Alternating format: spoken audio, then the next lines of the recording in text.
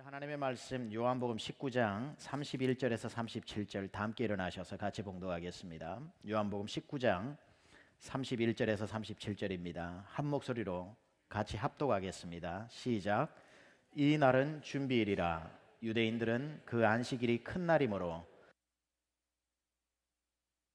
두지 아니하리하여 빌라도에게 그들의 다리를 꺾어 시체를 지워달라 하니 군인들이 가서 예수와 함께 못 박힌 첫째 사람과 또 그 다른 사람의 다리를 꺾고 예수께 이르러서는 이미 죽으신 것을 보고 다리를 꺾지 아니하고 그중 한 군인의 창으로 옆구리를 찌르니 곧 피와 물이 나오더라.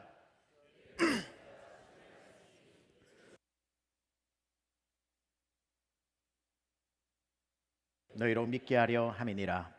이 일이 일어난 것은 그 뼈가 하나도 꺾이지 아니하리라 한 성경을 응하게 하려 함이라. 또 다른 성경에 그들이 그 찌른 자를 보리라 하였느니라. 아멘. 앉으시겠습니다. 지난번에 말씀드린 대로 오늘 저녁 이 말씀은 요한복음 82번째 강해의 말씀, 그때 해야 되는 걸 하지 않고 83번째 말씀으로 전했습니다. 그리고 82번째 말씀은 오늘 저녁 이렇게 요한복음 강해와 더불어 성금요 예배 설교로 드리겠다고 말씀드렸고, 오늘 그 설교를 여러분하고 요한복음 강해 차원에서 계속 진행하도록 하겠습니다. 오늘 제목이 완전한 죽음입니다. 완전한 죽음. 제가 크게 설교를 두 가지로 이렇게 분리를 해서 여러분에게 아웃라인을 먼저 잡아드리겠습니다. 왜 예수님이 십자가에서 완전히 죽으셔야 하는지, 그 의미를, 완전한 죽음에 대한 의미를 말씀드릴 테고, 그 완전한 죽음으로 말미암아 우리에게 어떤 일이 일어나게 되었는지를 오늘 설명하려고 합니다. 왜 완전히 죽으셔야 되는지, 그리고 기절하면 안 되고 왜 죽으셔야 하는지, 그리고 그 죽음의 의미는 도대체 무엇을 의미하는 것인지를 여러분과 함께 나눠보려고 합니다. 예수님 당시에 기독교를 반대했던 많은 사람이 있죠. 유대인들이라든지 로마 병정이라든지. 이 기독교는 핍박으로 시작되어졌습니다.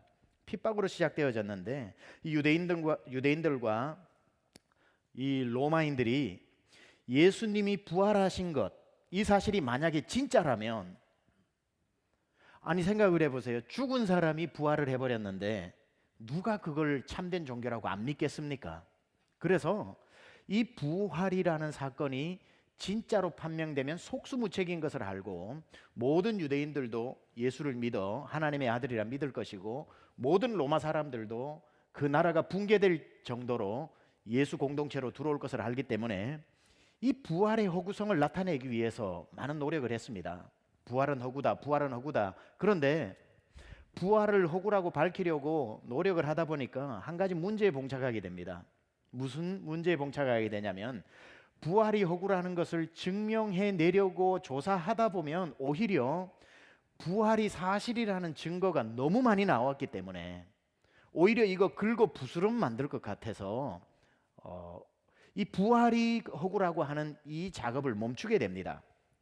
그래서 이 부활이 거짓말이라고 하기에는 증거가 너무 많다. 그래서 얼터너티브로 만들어낸 게 뭐냐면은, 예수가 부활했다라고 하는 것을 거짓말로 판명하기 위해서는 다른 방법이 뭐냐면, 예수는 사실 안 죽었다, 이렇게.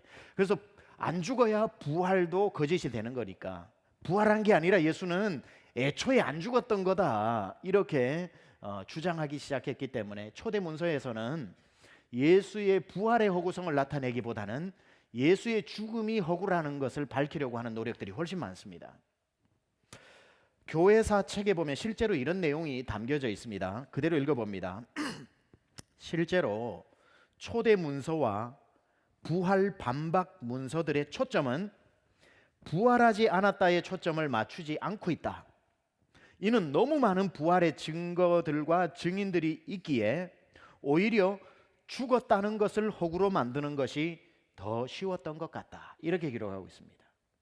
부활을 거짓말로 하기에는 너무 증거가 많으니까 오히려 죽음이 거짓말이다 라고 하는 것을 기록하는 것이 더 쉬웠던 것 같을 정도로 예수의 죽음에 대한 허구성에 대한 기록들이 오히려 많았다는 거죠. 예를 들면 타 종교라든지 초대 문서라든지 기독교를 반대하는 사람들이 쓴 글에 보면은 예수의 죽으심의 진짜 죽음에 대한 강한 의구심을 나타냅니다. 정말 죽었을까 하면서 저명한 힌두교 지도자 K.S. 수다르산이라고 하는 유명한 힌두학자가 있습니다. 그 사람이 뭐라고 이렇게 표현을 했냐면 이런 거 한두 번 들어봤을 겁니다. 예수는 부상만 입었고 치료를 받은 후에 인도로 돌아가 그곳에서 죽었다 이렇게 얘기합니다. 그러니까 예수는 죽어서 부활한 게 아니라 십자가 위에서 좀 다쳤다. 예수는 그냥 부상만 입었다. 교묘하게 제자들이 죽은 채 해가지고 시체를 빼돌렸다. 이렇게 이해를 하는 겁니다.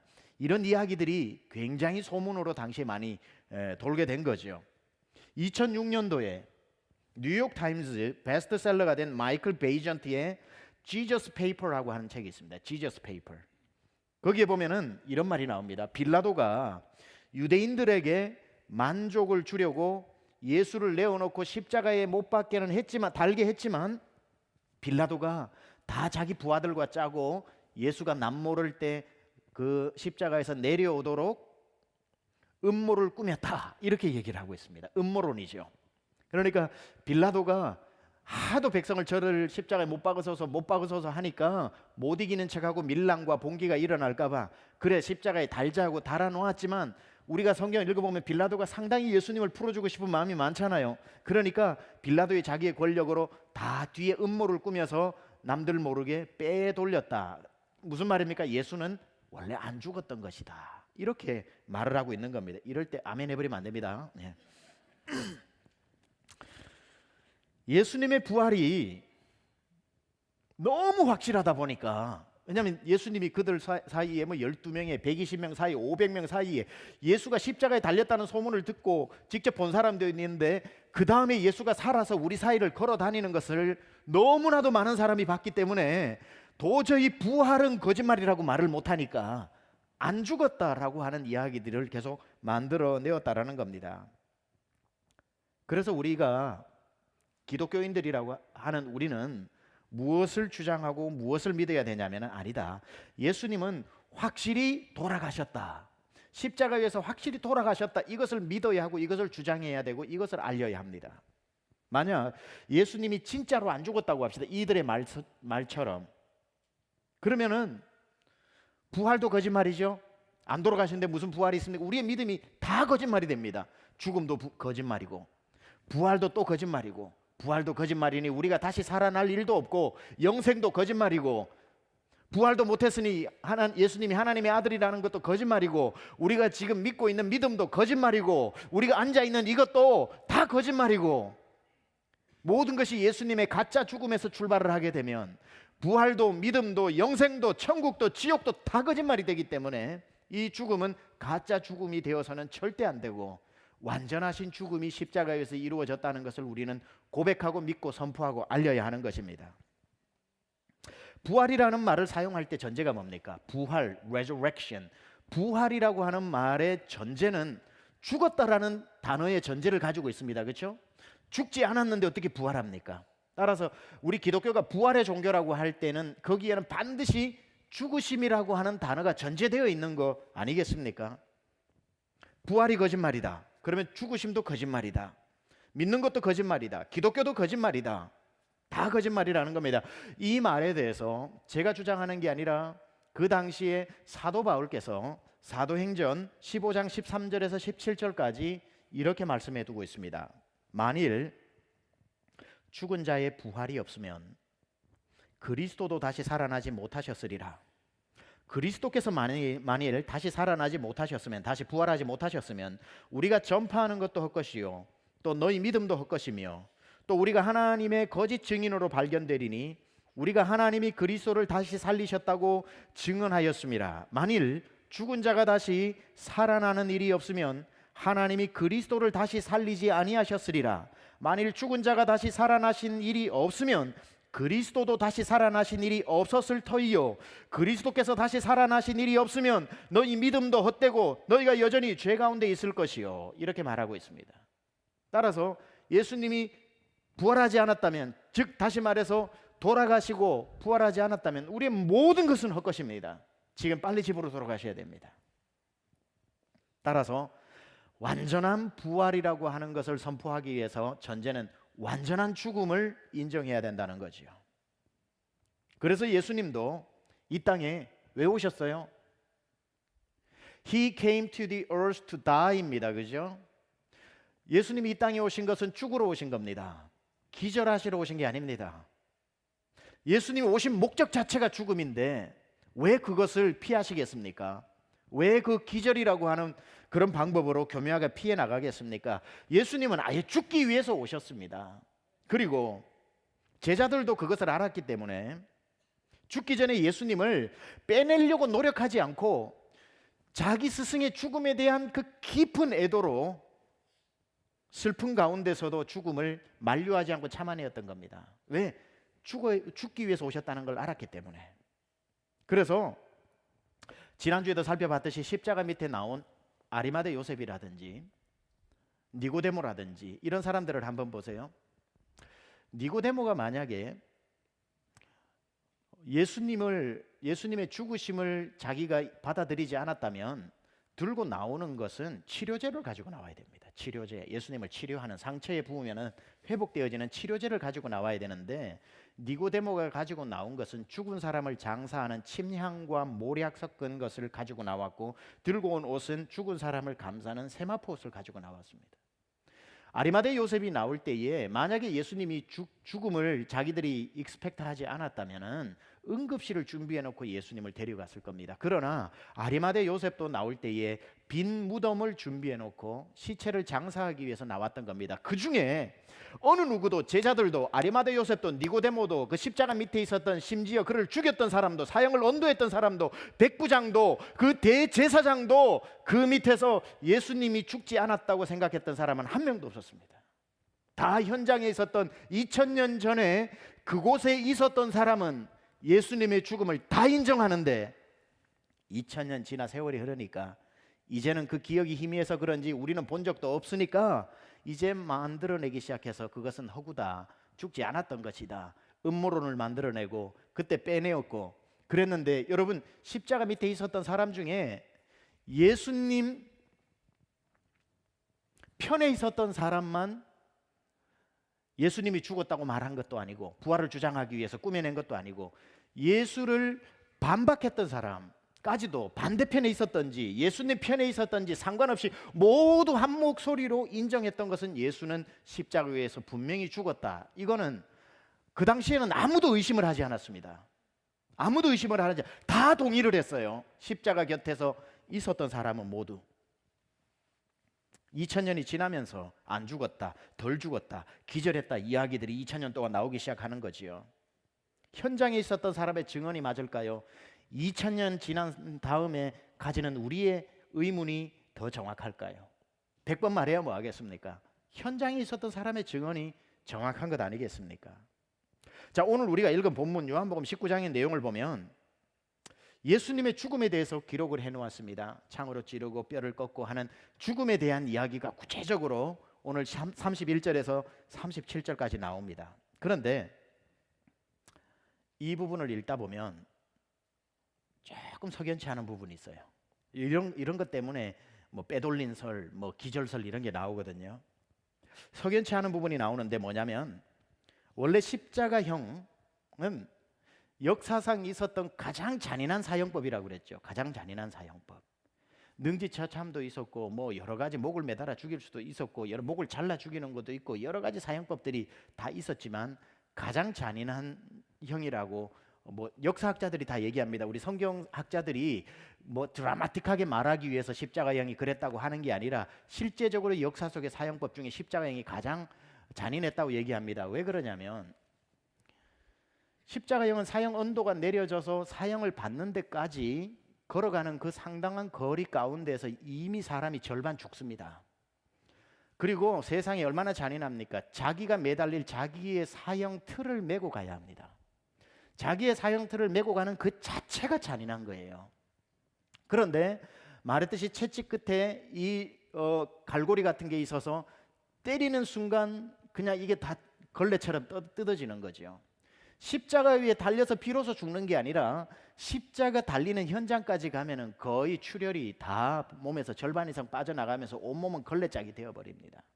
그러니까 이 십자가형이라고 하는 것은 단순히 목을 단숨에 잘라가지고 고통을 가장 짧게 만드는 게 아니라 십자가 이 사형법의 발상 자체가 고통을 가장 길게 느끼게 만들려고 만든 사형법입니다. 출발부터 그렇게 도착을 해서 이제 손에 못을 박고 패션 오브 더 크라이스트는 여기에 이렇게 못을 박았는데 실제적으로 보면은 여기 손목에 박았다고 그러죠. 역사 고정하게 있어서 그래야 지탱이 된다고.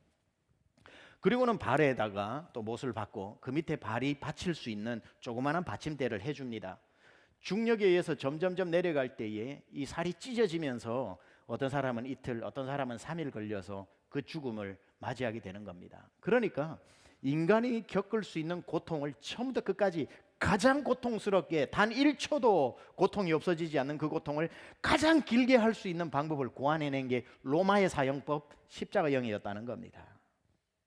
그런데 그렇게 이제 달아놓고 월요일 날 달아놓으면 수요일 죽을 수도 있고 목요일 죽을 수도 있고 그게 일반적이었는데 예수님이 십자가에 이렇게 달리게 된 때는 6월절이 막 시작하기 전이거든요. 하루 전날 아닙니까? 그렇죠? 그러니까 오늘 저녁 6월절은 금요일 저녁 해 질 때부터 토요일 저녁 해 질 때까지가 6월절이기 때문에 예수님이 십자가에 달리신 것은 오늘 저녁 6시라면 오늘 아침 우리 시간으로 오전 6시에 달리시게 된 거죠. 그렇게 달리시게 되고 오전 9시에 달리시게 된 거죠. 오전 9시에. 그 3시에 달렸으니까 6시 오전 6시가 1시, 7시가 오전 6시가 0시, 7시가 1시, 8시가 2시, 오전 9시가 유대인 시간으로 아침 3시입니다. 그리고 낮 12시가 6시, 오후 3시가 9시. 예수님은 오전 3시 그러니까 9시에 달리셔가지고 오후 3시 즉 9시에 운명하셨거든요. 9시에 운명하시고 난 뒤에 불과 한 2-3시간 지나면 해가 집니다. 따라서 6월절이 시작되는 거죠. 6월절이 시작되었을 때의 시체를 달아놓지 않습니다. 그러면 그 피가 땅에 떨어져서 6월절을 망친다고 했기 때문에 십자가 위에 있는 그 사람들이 빨리 십자가에서 내려오도록 해야 됩니다. 그런데 문제가 있습니다.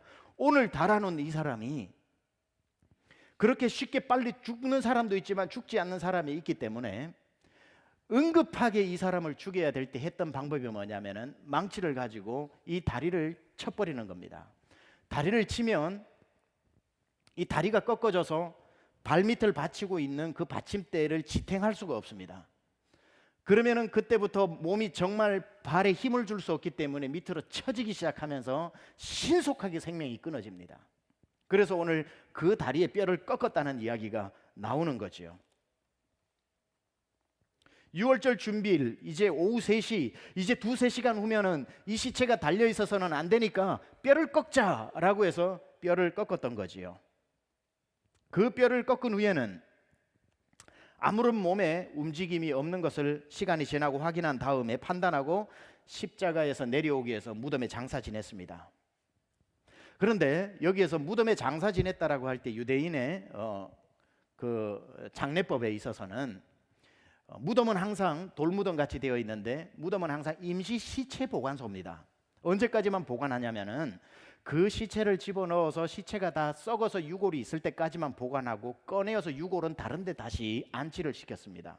따라서 그 무덤 하나는 존재하는 한 수십 명을 거기에 안치시켜서 살이 다 썩으면은 뼈를 걷어내고 그 살은 치우면은 또 다른 시체를 거기에 보관했다가 썩을 때까지 기다렸다가 유골만 가져오고 또 치우고 하는 일을 했기 때문에 무덤 하나에 한 사람이 들어가는 게 아니라 무덤 하나에 수십 명이 들어갔다가 나오는 그런 무덤이었습니다. 오늘 아리마대 요셉이 가지고 예수님을 장사 지내기 위해서 온 그 무덤을 굳이 설명을 할 때 뭐라고 설명합니까? 아직 아무도 사용하지 않은 무덤이라고 말한 이유가 바로 거기에 있는 거죠. 그러니까 첫 번째로 예수님이 새 무덤에 들어가셨다라는 것, 장례법을 알게 되면 그 말이 이해가 됩니다. 예수님 곁에 있었던 두 강도는 다리를 꺾은 후에 아무런 반응이 없자 완전히 죽은 것을 확인하고 끄집어냅니다. 이제는 예수님 차례인데 그들이 볼 때 예수가 죽은 게 분명하니까 다리를 꺾지 않았습니다. 다리를 꺾을 필요가 없었던 겁니다. 그런데 이게 오히려 석연치 않습니다. 다리까지 완전히 꺾었더라면 예수님이 확실히 죽었다고 누구든지 다 인정할 텐데, 다리를 꺾지 않은 것 때문에 예수님이 안 죽은 거 아니었냐, 이게 좀 석연치 않다. 성경을 읽다가 요 다리를 꺾지 않은 게 조금 걸린다, 내 마음에도. 혹시 이런 분들이 있으십니까? 없으면 다행이고요. 차라리 예수도 옆에 두 강도처럼 그 다리의 뼈를 꺾으니 예수의 몸이 밑으로 쳐져 완전히 completely 죽게 되었더라. 이랬으면 예수님의 죽음이 더 신뢰가 가고 부활도 더 극적일 텐데, 왜 요 오게티처럼 다리를 안 꺾었을까? 하지만 이건 순전히 우리 생각인 거죠. 아니, 여러분은 생각 안 했다면 여러분 생각은 아니고 제 생각인 거죠. 순전히 이거는 저의 생각입니다. 우리의 생각입니다. 다리의 뼈를 꺾는 것은 빨리 죽이기 위함이지 죽은 것을 확인하는 마지막 절차가 아니거든요. 다시 말해서 이미 죽은 사람의 다리를 꺾을 필요는 전혀 없다는 겁니다. 왜냐하면 죽이려고 꺾는 거지 죽은 사람은 꺾을 필요가 없는 거예요. 그죠? 따라서 우리가 생각할 때는 다리를 꺾어 완전히 죽였으면 좋았을 텐데가 아니라, 다르게 생각하면 완전히 죽었기 때문에 꺾을 필요가 없었던 거죠. 왜냐하면 죽이려고 꺾은 거니까. 무슨 말인지 이해가 되세요? 되시면 고개를 거두게 주세요. 예. 자, 오늘 본문에 보면 군사들이 예수님이 이미 죽은 것을 보고 다리를 꺾지 않았다 그러고, 대신 다리를 꺾지 않는 대신에 그 강도들에게 하지 않은 것을 예수님께 합니다. 뭐죠? 창으로 허리를 찔러 그곳에서 물과 피가 나왔다는 겁니다. 자, 여기서 보세요. 질문 드립니다. 다리를 꺾어야 더 잘 죽습니까? 창으로 허리를 찔러 물과 피를 쏟으면 더 잘 죽습니까? 말할 것 없이요, 창으로 허리를 찔러서 물과 피를 쏟게 하는 것이 훨씬 더 다리 꺾는 것보다 더 확실한 방법이죠. 차라리 오늘 본문을 볼 것 같으면 다리를 안 꺾은 아쉬움이 아니라 창으로 찔러 예수님을 더 확실하게 죽였다는 것을 우리는 알 수 있습니다. 완전히 돌아가셨다는 사실. 성경에서 예수님의 다리도 꺾지 않고 창으로 찌르지도 않고 그냥 죽은 것으로 생각하고 십자가에서 내렸다면, 만약에 강도들은 다리를 꺾었는데 예수는 다리도 꺾지 않고 창으로 찌르지도 않고 곱게 내렸더라, 이러면 뭔가가 조금 좀 이상하다 할 텐데, 완전히 창으로 허리를 찔러 물과 피를 다 쏟게 했다. 이거는 completely 죽었다는 겁니다. 완전히 돌아가셨다는 거죠. 성경은 정확하게 창으로 허리를 찔러 물과 피를 모두 쏟아냈다. 이걸 확인사살이라고 그럽니다. 확인사살. 이미 죽었지만 마지막 확인하신 겁니다. 그리고 난 뒤에 십자가에서 죽음을 확인하고 내렸다는 거죠. 자, 우리가 두 강도는 다리를 꺾었다는 것과 예수님은 다리를 꺾지 않았다고 하는 것을 또 한번 생각해 볼 필요가 있습니다. 두 강도는 다리를 꺾었다는 것은 그때까지 살아 있었다는 뜻이고, 예수님의 다리를 꺾지 않았다는 것은 그때 두 강도보다도 먼저 돌아가셨다는 뜻입니다. 그렇죠? 그럼 이건 뭘 의미를 하냐면은, 예수님이 빌라도의 법정에서 골고다 언덕까지 오시는 동안 양쪽의 두 강도보다 훨씬 더 많이 맞으셨다는 겁니다. 훨씬 더 많이 채찍질 당했다는 겁니다. 훨씬 더 많은 피를 노상에서 흘리셨다는 겁니다. 그러니까 두 강도보다 피와 물이 더 부족해서 빨리 돌아가셨기 때문에 뼈를 꺾을 필요조차 없었던 거죠. 두 강도는 다리를 꺾어 죽여야 할 때, 그래서 다른 강도는 뼈를 꺾어 피를 흘리게 했지만 예수님은 그럴 필요 없이 이미 돌아가셨습니다. 자, 창으로 허리를 찔렀는데 물과 피가 쏟아졌다고 했습니다. 제가 왜 자꾸 예수님의 죽으심을 확인을 해드리냐면, 그래야 부활이 진짜이기 때문에. 여러분 마음속에 기절설, 누가 시체 훔쳐간 설, 이런 거 오늘 없애주려고. 그래야 여러분이 묻는 부활이 진짜 부활이 되기 때문에. 죽지도 않은 분인데, 훔쳐간 사람인데 기절했다 깼는데 무슨 부활입니까? 그래서 돌아가신 것에 대한 제가 증언을 하고 있는 겁니다. 증언. 자, 창으로 허리를 찔렀는데 물과 피가 쏟아졌답니다. 이거는 물과 피가 쏟아진 것은 완전히 죽은 사람에게만 나타나는 현상이래요. 물과 피가 쏟아지는 것. 살아있는 사람을 창으로 찌르면 뭐가 나오는지 한번 한번 자원하실 분 계십니까? 살아있는 사람을 찌르면 뭐가 나오는지. 여러분, 살아있는 사람 옆구리를 창으로 찌르면 뭐가 나오죠? 물과 피가 나옵니까? 피가 나옵니까? 피가 나오죠. 왜 피가 나와요? 물도 있는데 물이 피에 섞여 나옵니다. 그래서 우리 눈에는 피처럼만 보입니다. 그렇죠? 물이 피에 섞여서 나오는 그게 피로 보입니다. 그런데 찔렀는데 물 따로 피 따로 나온다는 것은 말이 안 되죠. 살아있는 사람에게는 절대 일어날 수 없는 일입니다. 이 중에 찔렀는데 여기 피 나고 여기 물 나오는 분 있습니까? 없죠. 우린 다 살아있기 때문에 어디를 찔러도 피가 나옵니다. 물과 피가 섞여서. 근데 물과 피가 분리되는 순간이 죽은 순간이랍니다. 그래서 물이 나오고 피가 나오는 거. 그래서 의학 박사인 윌리엄 스트라우드라고 하는 사람이 피와 물이 흘러나온 현상을 다음과 같이 설명하고 있습니다. 그 책이 무슨 책이냐면 Treatise on the Physical Cause of the Death of Christ. 예수 그리스도의 죽음에 대한 육체적 현상, 뭐 이런 의학자가 쓴 겁니다. 뭐라고 썼냐면 심장의 파열은, 못 알아들어도 잘 들으세요. 심장의 파열은 엄청난 정신적 고뇌로 인해 일어난다. 심장이 파열하면 즉시 사망이 찾아온다. 맞죠? 그리고 심낭에는 심장을 돌던 피가 터져 들어간다. 이러한 파열 현상이 일어나면 혈액이 분리되어 물과 피로 나뉘어진다. 이 경우에 심낭이 팽창하여 혈청이 물과 피로 분리된 채로 가득 차 있게 된다. 무슨 말인지는 잘 모르겠죠. 그러나 이 의학자의 말에 의하면은 완전히 죽은 사람은 물과 피가 분리되기 시작한다는 이 말은 이해가 되겠죠. 뭐 심낭이 어디고 뭐가 어딘지는 몰라도 찔렀는데 물과 피가 쏟아졌다고 하는 것은 예수님의 완전하신 죽음을 확인하는 겁니다. 살아있다면 그런 일이 일어날 수가 없다는 거죠. 우리 눈에 석연치 않게 뼈를 꺾지 않았어 이상한데 냄새가 나는데 할 이 대목이 오히려 전문가의 눈으로 보면은 창으로 찔러 허리에 물과 피가 났다는 것은 완전히 죽었다라는 것을 증언하고 있는 구절이라는 것을 우리는 보게 됩니다. 그리고 상식적으로 생각해 보세요. 누가 살아있는데 시체를 달라고 하면은 밑에 있는 로마 병정이 그 책임을 맡은 사람 백부장과 지키고 있는 로마 병정도 못 믿어가지고 유대 병정까지 와 있는데 거기에 로마 병정과 유대 병정은 서로 숙적인데 그들이 이 가장 골치 아팠던 예수가 살아서 내려오는 것을 내버려 둘 리가 있습니까? 만약에 사형언도가 내려 십자가에 달려있는 사람을 책임을 다 못하고 살아서 십자가에 내려와서 도망갔다 하면 어떤 일이 일어나는 줄 아세요? 책임 맡은 그 사람이 대신 달립니다.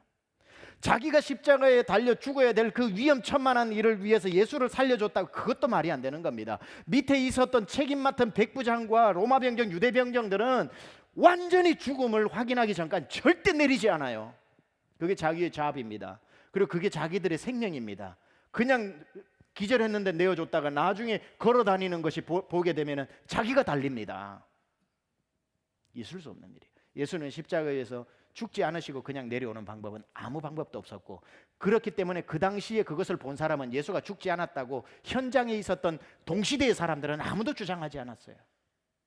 뒤로 와서 부활도 거짓말로 말하고 싶고 기독교의 호구성을 말하고 싶다 보니까 거슬러 올라가니까 죽음부터 이 무효라고 시키자, 이거 거짓말이라고 시키자, 이거 짜고 치는 고스톱이라고 시키자고 후대에 나온 그러한 가설일 수는 있지만, 동시대의 사람은 예수를 좋아했던 사람도 예수를 죽이고 싶은 사람도 아이고 죽어버렸네 하는 데서는 모두 똑같이 동의를 했다는 사실을 우리는 기억할 필요가 있습니다. 자, 그런데 이들이 아무것도 모르고 했던 행동이지만 하나님은 그들의 어리석음도 하나님의 섭리를 이루는 도구로 사용하시거든요. 오늘 새벽에도 말씀했지만. 그런데 자, 예수님의 완전히 죽으셨기 때문에 뼈를 꺾지 않았던 것 뿐이지만 이것은 사실은 성경에 예언되어져 있는 부분이기도 합니다. 레위기하고 민수기에 보면요, 유월절에 어린 양을 잡아요.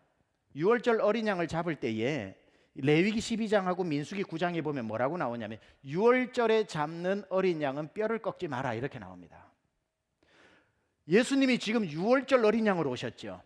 온 세상 죄를 지고 가는 유월절 어린 양으로 오셨죠. 그 어린 양으로 저 제단 위에 제물로 달리신 것 아닙니까? 그러니 민수기법과 레위기법처럼 유월절 어린 양이기 때문에 뼈를 꺾지 않은 것입니다.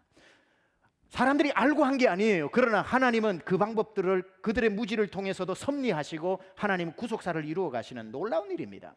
그러니까 예수님이 십자가에 달리셔서 일어나는 모든 일들에 계속 증언하고 있는 게 성경을 응하게 하려 함이라. 성경이 응해졌더라. 성경의 예언대로 응해짐이로라. 이 말이 나오는 거지요. 자, 그럼 예수님은 왜 이렇게 완전히 completely 죽으셔야만 했을까? 제가 이제 확실히 돌아가셨다는 것을 증명했고, 왜 확실히 돌아가셔야 할까? 자, 지금부터는 오늘 새벽 예배 많이들 나오셨던데 새벽 예배 나오신 분들은 복습 시간입니다.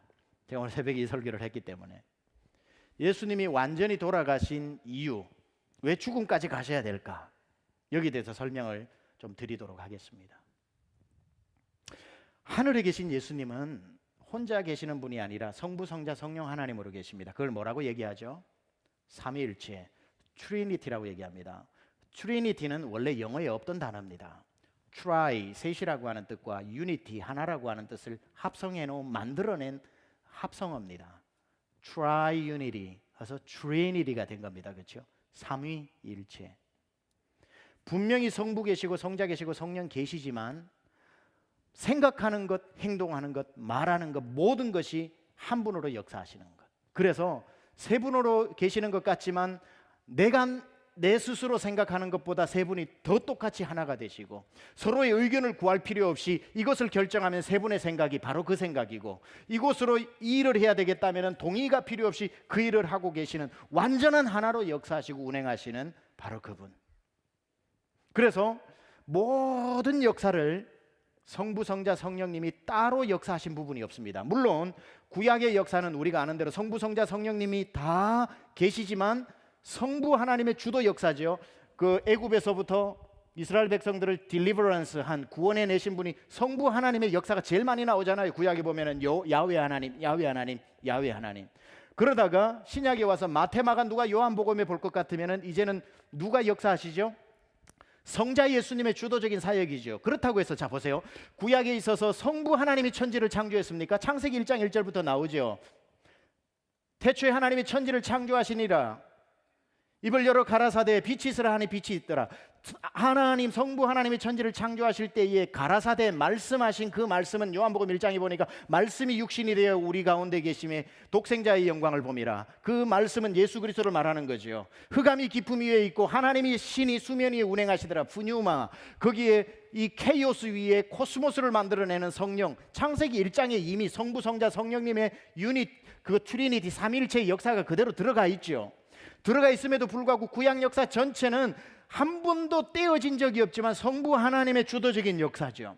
자, 그리고 신약에 와서 마태, 마가, 누가, 요한복음에 예수님께서 이제 이 땅에 오셔서 주도적인 역사, 성자의 주도적인 역사지만 그렇다고 해서 성부 하나님, 성령 하나님이 역사하시지 않은 게 아니죠. 예수님이 요단강가에서 침례를 받으시고 올라오실 때에 성부 하나님이 하늘에서 이는 내 사랑하는 아들이요 내 기뻐하는 아들이라 말씀하셨고, 그리고 난 뒤에 성령이 비둘기처럼 예수님에게 임하면서 그 사역이 시작되었을 때 성부, 성자, 성령의 하나됨의 사역이 여전히 일어났죠. 그리고 예수님이 승천하시면서 우리에게 보혜사 성령을 보내주실 때에 성령님이 우리 안에 계신다고 해서 성령님만 계시고 예수님은 하늘에 계시나요? 예수님이 너희의 처소를 예비하러 내가 하늘에 가노니. 요한복음 14장에 약속하셨지만 피지컬리 가셨지만 스피리추얼리 우리 안에 계시잖아요. 성령님이 우리 안에 계시지만 예수님도 우리 안에 계시잖아요. 그러면 성령님과 예수님만 같이 계시나요? 성부 하나님도 계시죠. 홀리 트리니티, 성삼위일체가 우리 안에 계시잖아요. 그러나 우리가 우리 안에 계시는 분을 성령님이라고 굳이 고백하는 것은 성령님의 교회 시대, 사도행전부터 예수님 다시 오실 때까지 시대를 성령 주도적 사역 시대이기 때문에 그렇게 표현하는 겁니다. 따라서 영원 전부터 마지막 영원 때까지 알파에서 오메가까지 트리니티, 예수 그리스도, 성부, 성자, 성령이 따로 떼어져서 역사하신 적 단 한 번도 없습니다. 그게 삼위일체의 역사입니다. 어떤 역사의 한 페이지를 뒤집어 봐도 성부 혼자 역사하신 적도 없고 성령님 홀로 역사하신 적도 없고 성자 예수님 홀로 역사하신 적도 없는 완전한 하나로 역사하셨다는 거죠. 자, 그러면서 죄에 빠진, 하나님하고 완전히 분리가 되어서 죄에 빠진 우리 인간을 하나님께서 구원하시기 위해서 대표 선수로 자기의 독생자인 성자를 이 땅에 보내셨죠. 예수님을 이 땅에 보내신 것을 뭐라고 그럽니까? 육신의 몸을 입고 왔다고 해서 뭐라고 말해요? 육신이라고 그러고 영어로 incarnation이라고 그러죠. 성육신, incarnate 하셨습니다. 예수님이 이 땅에 오셔서 incarnate 하시고 이곳에서 우리처럼 사셨고 우리처럼 먹으셨고 우리처럼 주무셨고 우리처럼 다니셨고 우리처럼 슬퍼하셨고 우리처럼 우시기도 하셨고 우리처럼 웃으시기도 하셨고 우리처럼 피곤해하기도 하셨고 우리처럼 배고파하시기도 하시면서 우리처럼 오셨습니다. 우리처럼, 우리 육체가 느끼는 대로. 우리가 육체로 느끼는 대로 오신 것은 우리의 자리에 내려와서 우리처럼 되사 인간처럼 되사 인간을 구원해 하나님께로 인도하기 위해서 오신 거죠. 그러나 예수님이 first incarnation, 처음에 인카네이트 되셔가 성육하셔가지고 이 땅에 오셨을 때 하나님하고 예수님하고 단절되어졌을까요? 왜냐하면 이 땅에 오셨으니까. 아니고 예수님이 이 땅에 계시면서도 여전히 성부 하나님, 성령 하나님과 동행하셨을까요? 새벽에 나오신 분들 얘기해 보세요. 동행하셨죠. 마태마가 누가 요한복음에 보세요. 예수님이 하나님하고 성령님하고 얼마나 하나가 되어 사역하십니까? 따라서 예수님이 이 땅에 오셔서 육신의 몸을 입고 우리와 같이 되셨지만 여전히 홀리 트리니티로 계셨던 거죠. 성부 하나님, 성령 하나님과 예수님 함께 계셨습니다. 그리고 난 뒤에 예수님이 공생의 기간 동안 해주신 사역이 뭡니까? 피지컬 터치를 해주셨습니다. 우리의 피지컬 터치. 우리처럼 되셔서 우리처럼 배고파 보시니까 배고픈 자들의 사정을 아시고 오병이어로 배를 불려주셨고, 우리처럼 육신의 연약함을 예수님도, 그는 고운 모양도 없고 풍채도 없고 연한 순같이 예수님이 허약하셨기 때문에 이 약한 사람의 피지컬 니드를 아니까 그들을 고쳐주고, 앞을 못 보니까 앞 못 보는 사람 고쳐주기도 하고, 열병에 걸린 사람 열병을 떠나가기도 하고, 귀신 들린 사람 귀신이 떠나가기도 하고, 안전뱅이를 일으키시기도 하고, 말 못하는 이의 입을 열어주시기도 하고. 예수님이 처음에 이 땅에 오신 first incarnation은 우리의 모든 육체적인 필요를 채워주시는 incarnation이었습니다. 육체적인 필요. 자, 그런데 그때까지 육체적인 필요를 채우실 그때의 예수님은 성부 성자와 함께 계셨던 홀리 트리니티의 사역이었는데, 이제 예수님이 그 인카네이션에서 두 번째 인카네이션, 세컨드 인카네이션, 두 번째 성육신을 하십니다. 두 번째 성육신, 이 표현은 물론 신학적인 표현이 있기도 하고 없기도 하지만 이해를 돕기 위해서 만든 거니까 이상하게 생각은 하지 마십시오. 두 번째 인카네이션은 뭐냐면은 이제는 죽음으로 들어가는 성육신입니다. 죽음으로 들어가는 성육신. 왜냐하면 예수님은 우리의 먹고 입고 자고 하는 피지컬 니드를 위해서 오신 게 아닙니다. 무엇을 위해 오셨죠? 우리의 하나님하고 영이 끊어져서 피지컬리도 죽어가고 있지만 스피리추얼리, 영적으로 이미 죽은 우리를 살리기 위해서 이제 영적인 세계로 들어가셔야죠. 갈릴리에 있으면서 밥을 먹여주고 열병을 떠나주고 하지만 그 사람 또 죽잖아요. 그게 아니라 이제 첫 번째 이 땅에 인카네이트 되어서 오셨지만 여기에서 다시 한번 저 십자가라고 하는 관문을 통과해서 죽음으로 들어가서 죽어있는 우리의 영을 살려 짊어지고 십자가의 문을 다시 나서서 부활로 나오게 하기 위해서 죽음이라고 하는 관문을 통해 두 번째 인카네이션, 우리의 영적 상태로 들어온 겁니다. 영적 상태. 이게 왜 중요하냐? 우리는 이해할 수 없는 게 있습니다. 예수님이 십자가 달리시기 전날 밤 겟세마네 동산에서 막 땀방울이 핏방울이 될 정도로 하나님이 이 잔을 내게서 지나가게 해주십시오. 예수님에게 어울리지 않는 기도를 합니다. 우리는 그렇게 생각하잖아요. 예수님이 부활을 모르셨나? 아무리 힘들어도 한 3일 꾹 참고 나면 부활할까 아실 거면 나 같아도 참겠는데 뭘 저렇게 오버하시나? 막 괴로워하시잖아요. 그리고 예수님이 마지막에 가상칠한 십자가 위에서 7마디를 하고 돌아가시는 것 중에 하나가 뭡니까? 엘리 엘리 라마 사박다니 그럽니다. My Lord, why are you forsaken me? 나의 하나님, 어찌하여 나를 버리셨나이까? 충격적인 말을 합니다. 아니, 어떻게 예수님이 3일 후에 부활하실 걸 아시는데 저토록 저런 말씀을 하시나? 그것은 성부, 성자, 성령님이 아까 말씀드린 대로 역사의 시작 전부터 역사의 마지막까지, 영원 전부터 영원까지 단 한 번도 분리되신 적이 없는 겁니다. 모든 역사를 함께 주관해 오셨고, 심지어 그 예수님이 이 땅에 오셔서 사역하시는 동안도 성부, 성자와 함께 사역하셨습니다. 그러나 이 십자가를 지나 죽은 우리의 영의 상태로 오신다고 하는 것은, 우리의 죽음이라고 하는 것은 영이신 하나님과 단절되어 우리 영이 죽었던 거 아닙니까? 로마서 8장에 나오는 것처럼 우리의 영이 죽어 있는 그곳은 하나님과 완전히 단절되어 있는 곳입니다. 그죠? 절대로 저 너머에서 하나님께로 우리 힘으로 갈 수가 없어요. 왜냐하면 우린 영은 죽어 있기 때문에.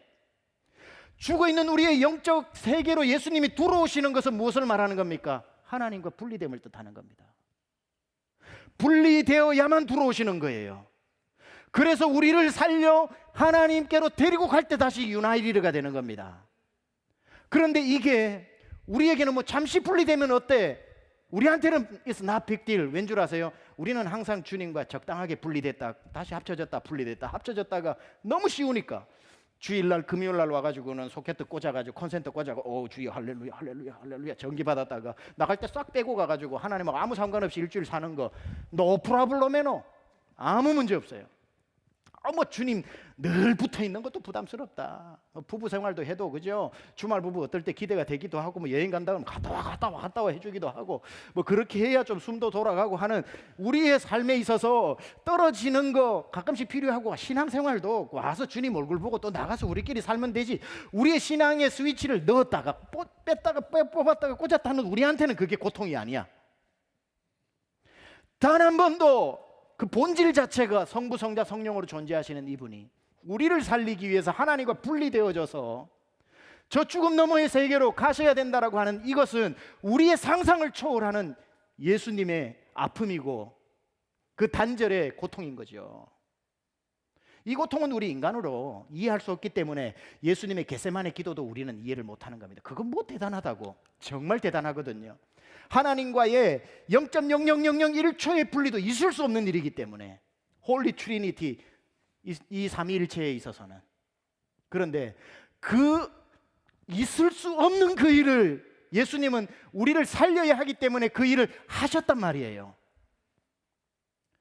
왜 나를 버리셨습니까? 할 정도로 이 분리를 아픔 속에서도 선택하셨고, 이 잔을 내게서 지나가게 해달라는 자기의 이 주님과 창세전부터 누려온 그 영화를 포기하지 않고 싶다가도 그러나 아버지의 뜻이라면 내가 하겠습니다라고 그 사명을 받아들임으로 분리되어진 것, 이건 엄청난 일입니다. 만약에 예수님이 십자가 너머에 이게 죽음이라고 하면, 우리가 저 뒤에 있었다고 하면, 예수님이 기절하셨다면 여기에 서 계신 거예요. 이걸 통과해서 우리의 자리까지, 우리의 육신의 자리는 와서 우리 보고 병도 고쳐주고 뭐 부자도 만들어주고 사업도 잘 되게 해주고 그 정도로 했다가 나중에 죽을 때는 암소리 하고 지옥 가면 돼요. 그러나 우리의 피지컬 니드를 위해서 오신 것이 아니라, 그것뿐 아니라 저 너머에 하나님하고 우리는 태어날 때부터 본질상 진노의 자녀여서 영적으로 죽어있는 우리를 살리기 위해서 예수님은 우리의 빵 조각이나 좀 주려고 오신 것이 아니라 이 문을 통과해서 죽음 너머의 세계, 하나님과 완전히 분리된 그곳으로 들어가지 않고는 빼내올 수 없는 그곳으로 하나님과 스스로 분리되면서까지 들어가신 것. 첫 번째 여기 온 것이 첫 번째 성육신이라면은 그 자리를 넘어서서 영적인 죽음의 자리까지로 온 것을 second incarnation, 두 번째 성육신이라고 말할 수 있는 거죠. 이게 엄청난 예수님의 사랑이라는 겁니다. 근데 이제 예수님이 호기 좋게 들어가셨는데 만약에 그분이 사람이었다면, 우리의 예상과 다르게 완전히 죽으셔서 완전히 죽은 우리 자리까지 들어오셔서 마침내 하늘 보자 버리고 이 땅에 와서 이 땅에서 십자가 넘어 죽음의 자리까 음부까지 내려와서 우리 자리까지 오셨는데, 이분이 하나님이 아니고 인간이면 그분도 자기 죄 때문에 죽어서 저기서 다시 못 나오겠죠. 못 나오겠죠. 물에 빠졌어요. 내가 살려줄게 들어가가지고 들어갔는데 내가 수영을 못해 같이 죽는 것처럼 그렇게 되겠죠. 그런데 이분이 하나님이시냐 아니면 이분이 리더십 좋은 한 인간이었냐는 것을 알 수 있는 것은 저 너머로 들어갔다가 우리와 같이 똑같이 죄의 저주를 그분이 그 십자가 뒤에 있는 우리 모두의 죄를 그분에게 짊어지시고, 당신이 그 사망 권세를 깨고 난 뒤에 그 뒤에 있는 모든 그 예수를 믿는 whoever believes in Jesus Christ will be saved, 믿는 사람 다 예수님의 어깨에 짊어지고 십자가 문을 다시 통과해서 세상으로 부활 영광으로 나오시기만 한다면 그분 하나님이잖아요. 못 나오면 한 인간, 리더십 좋은 인간이었고, 나오면 그분은 하나님이었고, 그분 때문에 우리 모두가 사는 것 아니겠습니까? 이것에 대해서 로마서 1장에 사도 바울이 이렇게 선포하고 있습니다. 로마서 1장, 여러분 성경 있다면 한번 찾아봅시다. 로마서 1장. 이 찾아서 읽어야 사실은 더 감격이 있습니다.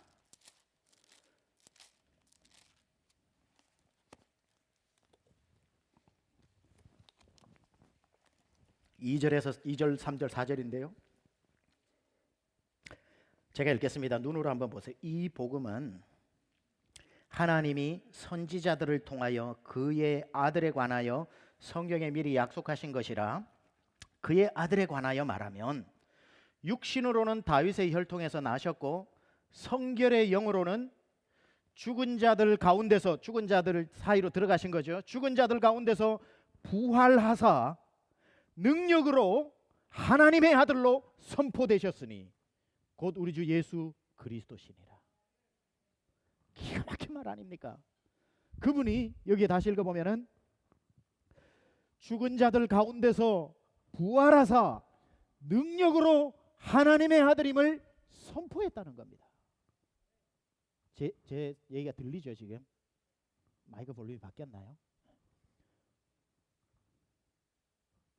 저 뒤에 들어가셔서 자기 죄 때문에 예수님이 죽으시고 못 나오신다면 그분은 아무것도 아니지만 죽은 자들 가운데서 부활하사 능력으로 하나님의 아들 되심을 선포하셨다는 겁니다. 이것에 대해서 빌립보서 2장은 더 자세하게 설명합니다. 한번 찾아보겠습니다.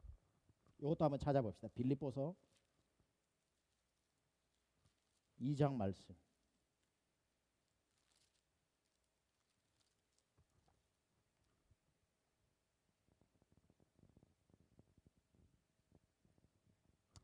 빌립보서 2장 5절부터 말씀입니다. 제가 한번 읽을 테니까 눈으로 한번 따라와 보세요. 너희 안에 이 마음을 품으라. 곧 그리스도 예수의 마음이니 그는 근본 하나님의 본체시나, 자, 하나님하고 같이 계셨죠. 천국에 하나님의 본체시나 하나님과 동등됨을 취할 것으로 여기지 아니하시고 어떻게 하셨어요? 오히려 자기를 비워 종의 형체를 가지사 누구와 같이? 여러분과 같이, 사람들과 같이 되셨고 인카네이션 하신 거죠. He incarnated. 여기 이 땅에 오셨죠. 우리처럼 되셨습니다. 사람들과 같이 되셨고 사람의 모양으로 나타나서 자기를 낮추시고 죽기까지 복종하셨으니 거기서 멈추지 않고 그 다음에 십자가의 죽으심이라, 죽음까지 또 낮아지신 거죠. 뭐 세컨 인카네이션이라고 표현해도 되고 뭐 그런 표현 안 써도 괜찮습니다. 그렇게 낮아진 거죠. 여기 와서 갈릴리 지역에 여러분의 삶의 현장에 사람처럼 오셔서 사람들의 필요를 먹이시고 입히시고 그냥 그렇게 살다가 끝나신 것이 아니라 그렇게 하시다가 그 다음 단계 십자가의 죽기까지, 십자가의 죽음으로 십자가 너머까지 가셨다는 겁니다. 그렇게 들어가니까 하나님이 그 다음부터 저 성경에 반전이 일어납니다. 십자가 뒤에 있는 사람을 데리고 십자가를 지나 다시 이 땅에서부터 하늘로 올라가는 것을 이렇게 표현합니다. 계속 봅니다. 사람의 모양으로 나타나서 자기를 낮추시고 죽기까지 복종하셨으니 그 십자가의 죽으심이라. 이러므로 하나님이 그를 지극히 높여 모든 이름 위에 뛰어난 이름을 주사 하늘에 있는 자들, 땅 위에 있는 자들, 땅 아래 십자가 뒤에 있는 자들로 모든 무릎을 예수의 이름에 꿇게 하시고 모든 입으로 예수 그리스도를 주라 시인하여 하나님 아버지께 영광을 돌리게 하셨느니라. 놀라운 일이 일어난 거죠. 저 뒤에 넘어감으로 말미암아 영원히 죽었던 우리 땅 아래 있는 자들, 땅 위에 있는 자들, 하늘에 있는 정사와 권세까지 예수님이 다시 다 짊어지시고 하늘로 승천하신 그 놀라운 사건. 자, 제가 왜 이 말씀을 드리냐면 아까 말씀드렸다시피 예수님은 완전히 돌아가셨습니다. 완전히 돌아가신 이유는 저 십자가의 문을 열고 죽음으로 들어가셨다는 것이고, 그것은 하나님과의 분리를 의미하는 겁니다. 예수님께는 있을 수 없는 고통이지만 우리를 살리기 위해서, 왜 우리 모양처럼 돼야 되니까, 하나님하고 분리되어져 있는 우리를 살리기 위해서는 하나님하고 당신이 분리되셔야 되니까, 그리는 그곳에서 예수 그리스도의 어쩌면 독자적인 사역으로 우리 모두를 살려주시고 난 뒤에 나옴으로 하나님하고 다시 하나 되면서 저분이 하나님이셨다라는 것을 온 천하에 알리셨다는 겁니다.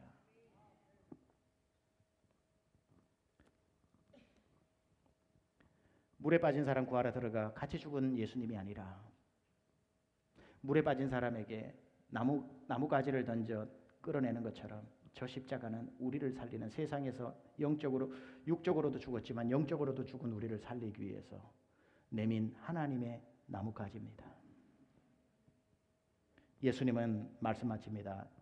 우리를 살리시기 위해 두 가지 문을 열고 오셨습니다. 무슨 문을 첫 번째 열으셨나요? 하늘 문을 여시고, 하늘 문을 열고 이 땅에 오셨습니다. 그리고 우리를 고치시고 우리를 먹이시고 우리와 함께 하시고, 그렇게 사셨던 예수님이 두 번째 문을 여셨습니다. 두 번째 문은 하늘 문이 아니라 무슨 문이죠? 십자가의 문입니다. 십자가의 문을 열고 들어가 영으로 죽어있던 우리를 살려주시고, 그분이 부활해서 저 문을 열고 다시 우리와 함께 나오신 것입니다. 저 십자가, 여러분을 살리는 생명의 문입니다. 저 십자가 앞으로 나오고, 여러분 십자가 저곳에서 죽으시고 저곳에서 부활하셨다는 것은 바로 여러분에게 살 길이 열렸다는 것이고, 예수 공로 때문에 저와 여러분이 살게 되었다라고 하는 이 십자가의 묵직한 의미를 여러분 늘 기억하시면서, 십자가 공로로 내가 살게 되었고 부활의 권능으로 내 영이 살게 되어 이제 내가 이 땅에서도 천국에서도 부활 생명에 참여한 하나님의 자녀로 살게 되었다는 이 놀라운 선포를, 여러분이 일어난 기적을 여러분들이 늘 기억하면서 어깨 쫙 펴시고 승리한 자처럼 살아가실 수 있기를 우리 주 예수 그리스도 이름으로 축원합니다. 우리 오늘 찬양을 함께 할 텐데, 십자가 십자가 그 위에 나 죽었네. 오늘 여러분들 완전히 죽어야 완전히 부활합니다. 죽지 않고 부활하는 법은 없습니다. 그 어떤 방법을 찾아도 죽지 않았는데 사는 방법 없습니다. 여러분이 요즘 고통을 많이 느끼고 있다면, 삶이 힘들다면 십자가까지 달렸는데 죽지 않으면 그 고통이 자꾸 있는 겁니다. 내가 그리스도와 함께 십자가에 못 박혔나니 이제는 내가 산 것이 아니요 내가 완전히 죽고 예수 부활 생명에 동참한 사람은 부활의 영광으로 살아갈 수 있습니다. 주여, 제가 다시 한번 제 자신과 제 자아와 제 죄와 제 옛사람을 십자가에 못 박겠습니다. 그 위해서 나는 죽고 오늘 예수님과 함께 부활하기를 원합니다. 우리 그 마음으로 우리 찬양 한번 같이 부르겠습니다. 십자가 십자가. 일어나서 찬양합니다. 십자가 십자가 그 위에 나 죽었네. 그 사랑 내 속에, 그 사랑 내 속에 강같이 흐르네. 우리 다시 한번 십자가 십자가 십자가 십자가 그 위에 나 죽었네. 그 사랑 내 속에 강같이 흐르네. 그의 생명 내 속에, 그의 생명 내 속에, 그의 능력 내 안에, 그의 능력 내 안에, 그의 소망 내 삶에, 나의 삶 주의 그의 생명 우리 기도하실 분들은 또 앞으로 나와서 십자가 앞에 무릎을 꿇고 그 자리에 서서 기도해도 좋고, 십자가를 생각하며 그 자리에 무릎을 꿇어도 좋습니다. 그 자리에 다시 앉아도 좋습니다. 십자가를 묵상하고 십자가를 붙들고 오늘 십자가로 승리하기를 원하는 마음으로 기도해 나갑니다.